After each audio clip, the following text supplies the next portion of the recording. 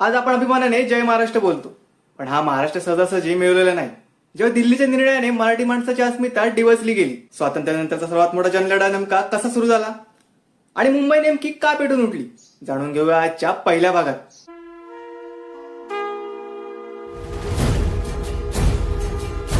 15 August 1947 देश स्वतंत्र झाला. पण स्वतंत्र भारताच्या नकाशावर महाराष्ट्र हे कुठेच नव्हतं. आपण विखुरलेले होतो. बॉम्बे, हैदराबाद आणि मध्य प्रांतात मराठी भाषिकांचं एकच राज्य असावं, ही मागणी स्वातंत्र्यापूर्वी जोर धरू लागली. 1940 मध्ये ग.थ. माडखोलकरांनी महाराष्ट्रीकरणाचा विषय उपस्थित केला. महाराष्ट्रातील व्यापार व उद्योग भूमिपुत्रांच्या ताब्यात नसल्याचे ते बोलले. इसवी सन 1946 चे साहित्य संमेलन हे माडखोलकरांच्या अध्यक्षतेखाली झाले.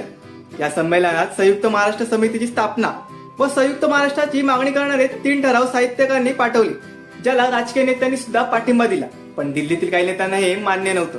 मुंबईला महाराष्ट्रापासून वेगळं करण्याचे प्रयत्न सुरू झाले. मुंबईसाठी हा संघर्ष किती भयंकर होता, जाणून घेऊया पुढील भागात.